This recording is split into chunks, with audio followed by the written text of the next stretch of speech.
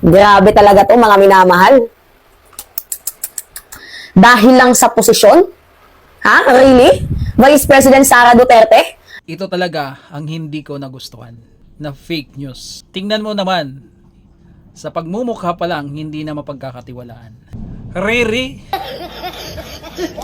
Sa mukha pa lang makikita mo na talaga na certified marites talaga yung pagmumukha nito eh. Nakakabuisit tingnan yung pagmumukha nitong babae na to. Sinama niya pa yung si Gian Gasa na scam.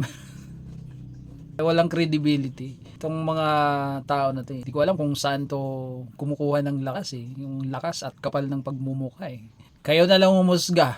Tara, panoorin natin. Dahil lang sa posisyon, dahil sa kapangyarihan, nilamon ka ng sistema, to the point na yung ama mo, ipinagkanuno mo, para kaawaan ka, para matupad yung pangarap mo na maging presidente ka sa 2028, no matter what, kung makulong man yung ama mo or mamatay dyan sa ICC, diba, as long as maging presidente ka, okay lang? Kasi ito kasi mga minamahal. Yung Pilipino kasi, yung emosyon yan eh, gumagana. Maawain yung mga Pilipino. Ngayon, naging way ni Sara Duterte yung pagkakakulong ng kanyang ama, diba, para makakuha siya ng boto sa Pilipino. You know what I mean, mga minamahal? Dahil nakulong si FPRRD, tingnan ninyo, may mga profile na bring FPRRD home. Di ba, mga ganyan. So, para makakuha ng simpatsya, itong si Sara Duterte, ipinagkanuno niya ang kanyang ama sa ICC. Pinauwi niya ng Pilipinas kahit alam niya na yung kanyang ama ay makukulong o di kaya mamamatay sa sama ng loob doon sa the Netherlands. Kasi kung ako mga minamahal yung yung anak, okay, sige, may ginawang kasalanan yung ama ko. Pero syempre, dugot naman mo din yun eh. Ama mo yun. Yung palaki sa'yo, tumulong sa'yo. And for me, the right thing to do, kung ako yung tatanungin, syempre, ama ko yun, diba? Yung unang isipin ko dyan, hindi pwedeng makulong yung ama ko. Gagawin ko lahat ng sandata para hindi makulong yung ama ko. Gagawin ko lahat.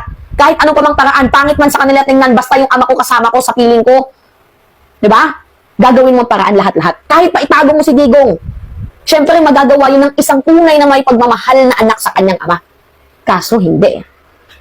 Tingnan niyo ito mga minamahal. Itong balita ni Gian Gasa. Parang Netflix ang nangyari. Panoodin natin. May nakialam na anak.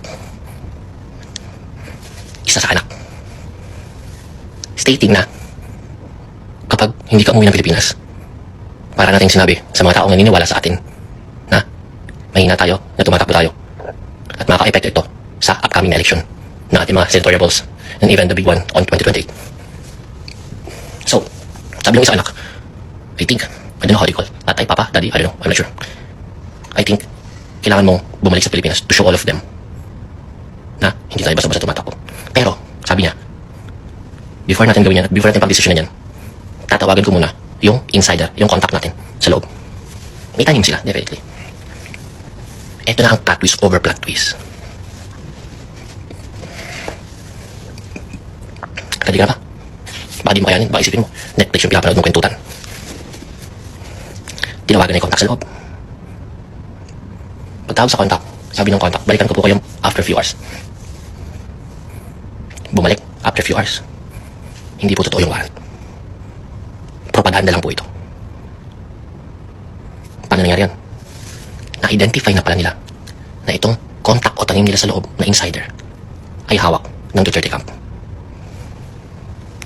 Binigyan siya ng wrong info via message. Stating sa lahat ng staff sa loob, okay, na mala group message, group chat, na may yung send to many, na yung warrant ay hindi totoo at wala tayong any confirmation na natatanggap dito. Pero saan niya lang sinend. Kasi alam na magre-report siya sa kabila. Pagbanat niya na fake lang po yan, hindi yan totoo kasi talagang cast ito sa loob eh. Nag-book agad sila ng flight para kinabukasan, sabay announce sa lahat na Tatay Digong, uuwi bukas, lalapag alas 9, bla bla bla. So, recap lang tayo ha. Bago pa lang lumipad, alam na agad nila na mayroong ganong possibility. Pagdating nila dun sa Hong Kong, binilaan sila ng mga lawyers na wag umuwi. Delikado. Alright? Hindi worth it yung risk. Kaya lang merong nakialam na isang anak na meron nakialam na isang anak na pinakinggan ni former President Rodrigo Duterte. Kasi meron daw siyang insider sa loob nagsasabi na hindi daw yun totoo yung warrant. Kaya lang ito pero insider sa loob ay identified na kaya freedom siya ng wrong information para mag-report ng wrong information sa kanilang kampo. Kaya napilitan siyang umuwi. Then boom, the rest is history. You know what's the funny with this thing is everything is by the book. You know, everything is by the book. Technically speaking, you know, nagawa nila lahat within the power or the reach of the law. Kaya lang, na-weaponize lang through their own personal gain. And nakakalungkot lang kasi, syempre, based sa kwento, based sa plot, avoidable pala siya. Sana hindi pala siya nangyari. Kung nakinig lang sana yung former president sa group of lawyers niya at hindi sa kanyang anak. Yun po. Nakinig ninyo.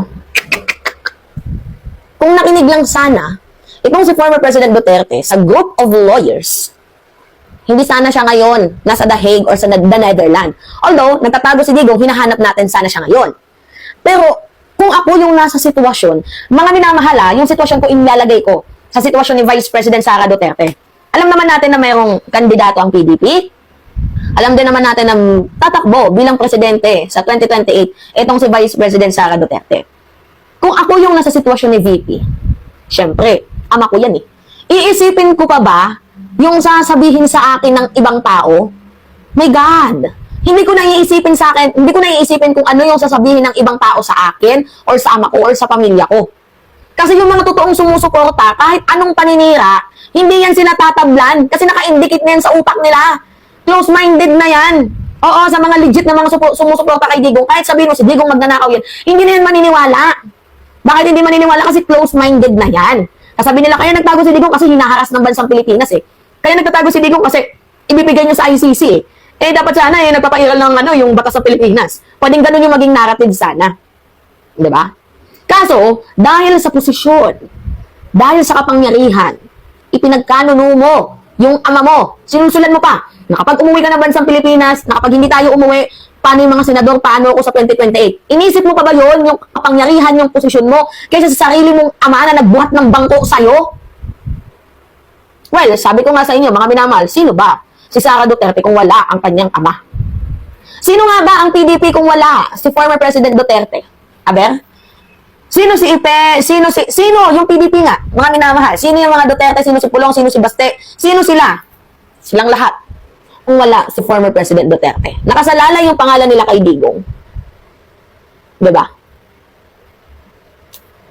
Nakakalungkot lang isipin na kaya palang gawin ng isang anak na ipagkanuno yung kanyang sariling ama, dugot naman niya din, para lamang sa posisyon. Posisyon na gusto niyang makamit para makagante sa administrasyon. Kakalungkot. Kinain ng sistema si Vice President Sara Duterte. Diba? Nakakaloka. And I hope sana na magbago pa itong ating VP. Sana hindi na ganun yung kanyang mindset. No? Mga minamahal. Pinagsisihan na kaya ni VP Sara itong kanyang ginawa sa kanyang ama? I don't think so. Sabi pa nga niya, siya daw yung anak na dinescribe ng kanyang ina na pinakawalang puso. So ano pa nga bang aasahan natin dyan? Maawa ba yan kay Digong? Eh siya na nga mismo yung nag-describe sa sarili niya na wala siyang puso, di ba? Boom. Alright. So yun po, mga minamahal. Anyway, it's me again, Alicia Nyo. At nagbabalik ulit para sa ating panibagong video. So, pingin lang po ako mga minamahal ng comments, likes, and share. And also, don't forget to click the subscribe and hit the notification bell for more update. Yan lamang po. Ingat mga kababayan.